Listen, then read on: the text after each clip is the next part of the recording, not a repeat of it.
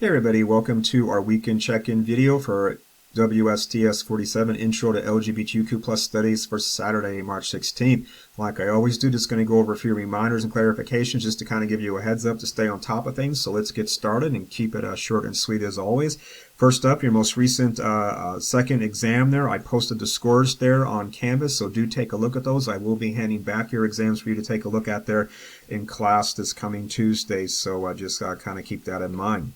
Next up here, where we are working on Chapter 9, which really changes gears quite a bit in our course content. We're working on what are called representations, and there's two parts to representations, a Part 1 and a Part 2. This first part covers two chapters, Chapters 9 and 10, which may not seem like a lot of chapters, but there's a lot of content in those two chapters, so we've got a lot of things to get through there. But we are going to be working through really the first part of Chapter 9 there next week. We just started a little bit of that there with the poetry of Walt Whitman there right after the examiner, but we're going to continue with that next time there. And you do have, per your class calendar there, we do have our first quiz on Chapter 9, actually quiz 9.1, because there's actually two quizzes for Chapter 9 because there's so much material in that chapter there. We are going to have that next Thursday on the 21st, so make sure you're doing your homework, make sure you're prepped for that, so when you meet together with your small group there next Thursday, you can easily come up with the answers.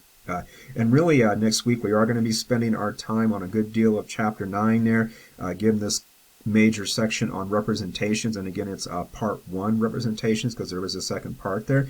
We're going to be taking a look at poetry, books, novelists there, some painting and photography. And we are talking about poet Walt Whitman. We are going to be talking about novelist Oscar Wilde and also Radcliffe Hall. How some of their works actually incited something I already mentioned there already, this thing called moral panics, and they endured trials and censorship there, and so really difficult things to get through there, but really interesting things to take a look at there too. So we also see some of those things today in our modern society trying to censor or ban things. So this is nothing new. I already told you in class on Thursday that censorship of queer literature and art is always happening, whether it's in the U.S. or any other nation on our planet. They're always trying to shut that stuff down, always trying to create, again, we'll detail this moral panics, and we're going to talk about that a lot because it's really important stuff to know.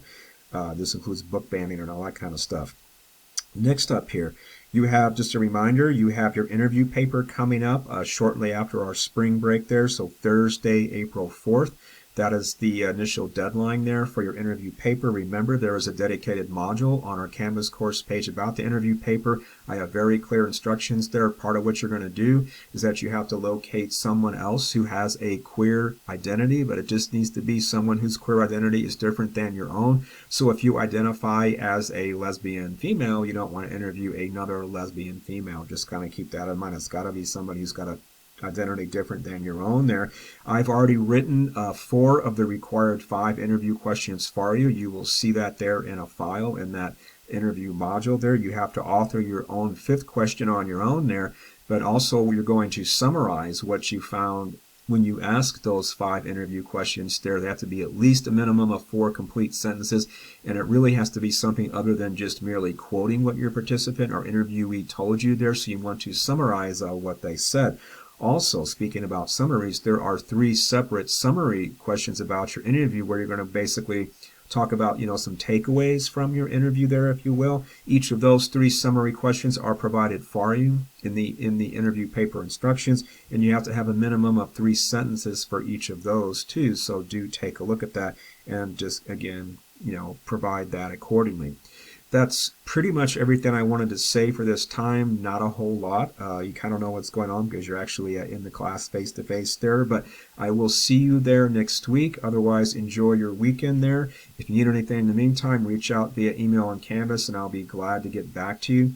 And I will see you in class on Tuesday. So take care until then. Bye-bye.